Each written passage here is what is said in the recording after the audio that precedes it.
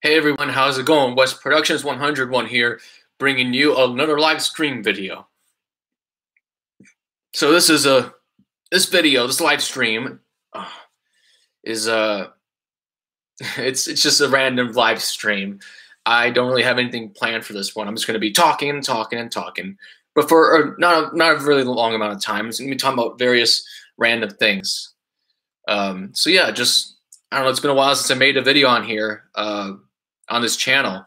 Like I've said in a previous in my New Year's Eve video, I have other content that I've worked on that's uploaded to the other YouTube channel, Twilight City Studios, in addition to the stuff that's also on here as well. So feel free to check that stuff out on the Twilight City Studios YouTube channel as well for other content, in addition to the content from here. So some of the things that have been happening just recently. Been watching a lot of videos, lots and lots of videos of various topics. I watched a video from Alternate History Hub called "What If Horses Never Existed?" A very interesting concept, really. Just considering the fact that the horse has been very vital to human history and human civilization. It contributed to a lot of different things, and especially in the old world or the Asiatic and European fields as well. Especially around in those kind of parts of the world. The one thing about the video I will say of this alternate history video is I feel like the guy from the Alternate History Hub YouTube channel, Cody, when he was making his observations of what he thought a world would be like without horses in it in the past, he took out, or he didn't mention really, the Native Americans. Like he briefly does at the very end of the video, but he just briefly mentions like the Native Americans, just briefly mentions them. And I think that was a huge missed opportunity right there with that video. We're talking about a group of people separated from the rest of the world in the Americas, and these people have been separated from the rest of the world for millenniums. They've been living in their own sphere. They don't have any contact with the other parts of the world until the 1500s. They never see the horse again until the 1500s, because apparently, I didn't know this, but the horse itself actually came from North America originally. And when humans migrated down south from the Arctic Strip, Alaska, and where the ice bridge used to exist during the last ice age, horses were discovered in North America, present-day North America, and then some of them migrated up north through that ice bridge again, and they went into Asia and Europe. And then the horses that were in North America died out from various reasons, including potentially humans eating them, because at the time, as a hunter-gatherer, humans probably didn't see the full potential of riding horses. So that could have possibly been a contributing factor. So definitely, I thought I missed opportunity though, because he has to know that the horse doesn't exist in the Americas for a long time afterwards, and it's mainly just a focus in like Asia and Europe. So he does give good examples. I think he does give interesting examples of how like the Mongols would have never become the powerhouse that they were with the Mongolian Empire, because the horse was really what drove that whole thing. And I absolutely agree. He even said like closer knit empires like the Roman Empire would be different, and other civilizations in Europe and Asia mainly would be different.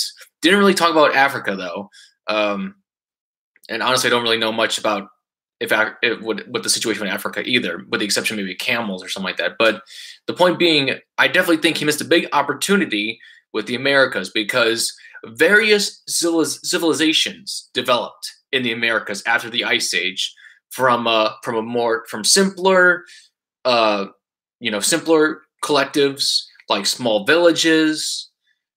Even hunter-gatherers still existed in like the Amazon, still exists to this day. So a variety of different civilizations came about in the Americas after the Ice Age.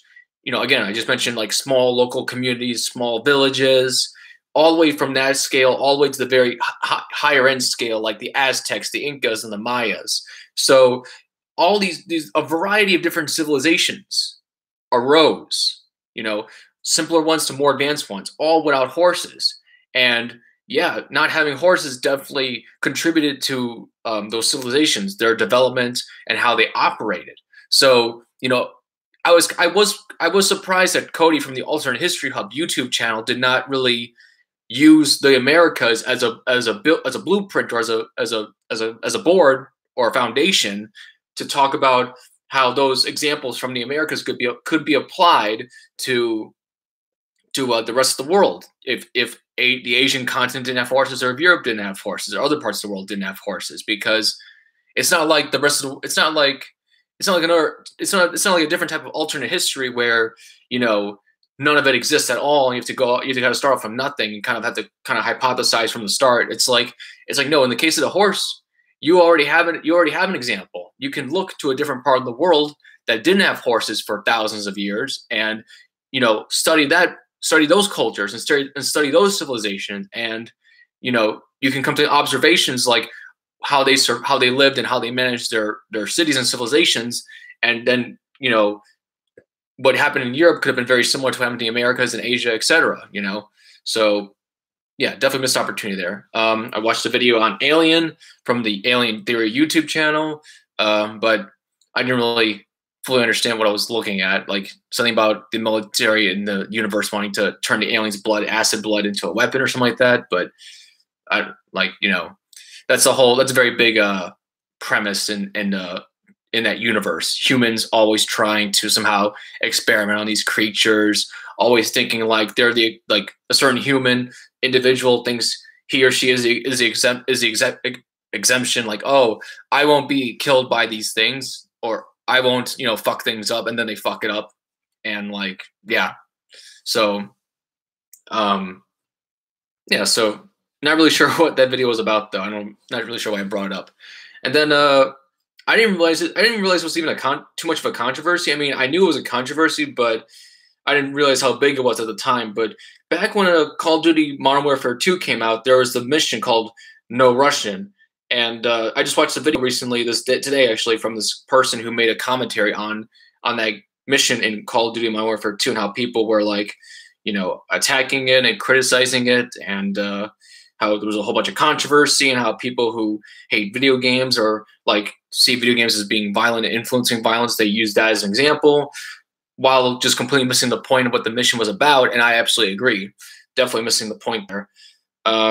That's a lot. That's the problem with a lot of these anti-video game activist people is, anti-art people, anti-entertainment people, like people who want to very much control those things, control the expression of art in various mediums. And that's always something, that honestly doesn't surprise me, because the thing about some of these people is that they already have a cognitive bias. They already have a bias, towards video games or something like that. And confirmation bias is the term I'm thinking of. So when someone who's already, prejudiced to video games, or has a negative attitude towards video games because for various reasons, maybe they don't play them, and they just don't like the idea of video games. When they see the violence in a video game mission like Modern Warfare 2, and they just see the violence, and they don't actually know the context behind the mission itself, or the storyline, or other philosophical things. And also they're probably caught up in their own mindset, which is understandable. Sometimes people do that. They want to think that their views are the right views or whatever. So that being said, though, I disagree with those views. I disagree that violence in general, I mean, video games in general cause violence. I think in terms of violence, there's a lot bigger culprits at work in our world that cause violence. Violence has always been around for a very long time, and it wasn't started by movies or video games or comic books or music or whatnot, or the radio, whatnot. Violence has been around for a while. And in fact, I wish I had the data right now, but I've seen videos that say that violence is going down. Actually, I'll have to look that up maybe. I can see that, though, because there's less wars than there were before, the Industrial Revolution all around the world. Yeah, there's wars, but nothing on the scale of the American Civil War, the World Wars, or even going further back than that. But yeah, so basically, I thought he made a good point. If I can find that video, I'll definitely link it in the description section below. But anyway, it's been 10 minutes. I think it's about time to end this stream. Thank you for watching or listening, and take care.